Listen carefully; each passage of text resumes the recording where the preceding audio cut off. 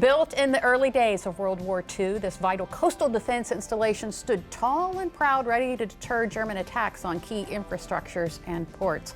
Fort Miles has earned its place in U.S. history and continued to serve even after the Second World War. Which is why the Fort Miles Historical Association helped transform a 15,000 square foot bunker into a museum that portrays the amazing history of this Delaware landmark.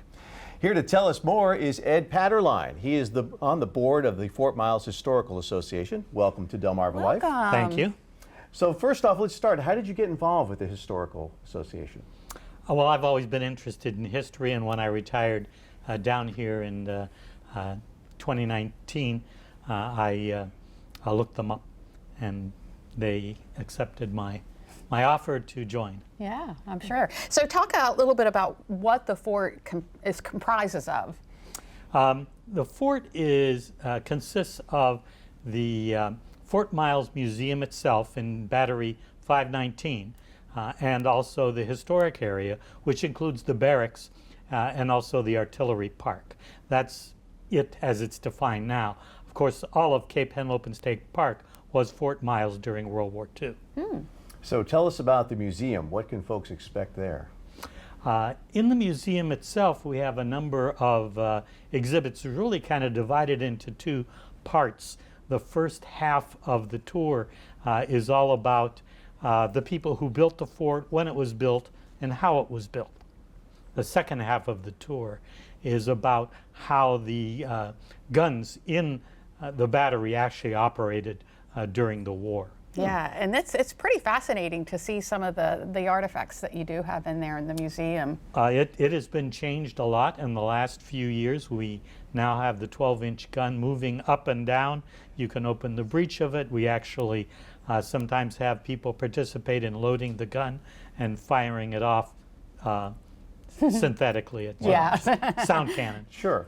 So why do you think it's important to preserve this history and tell people the story?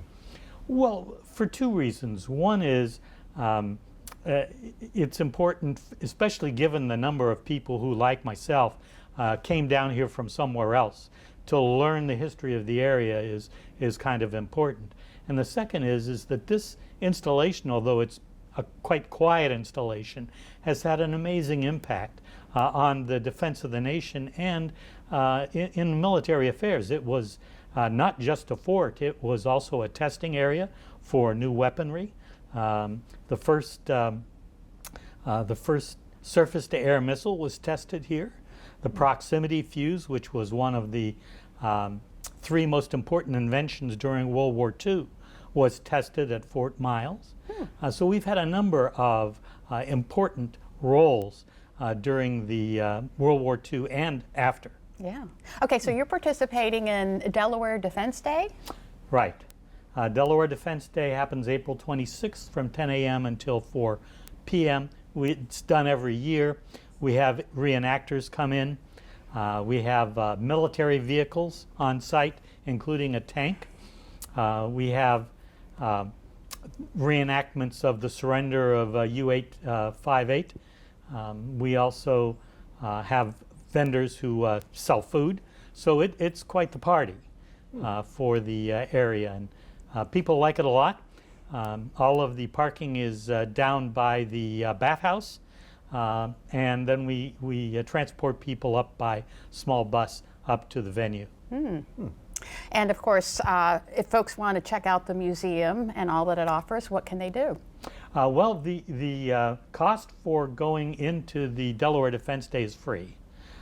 But when you go into the museum, there's a $6 charge per person to go through the museum, and we will have people at each room to explain what happened in that room and give you any information you need. It's really fascinating and beautiful too, because it's right there on the shore. And it's big. And it's big. 430 feet long. Wow. Wow. Now, check it out.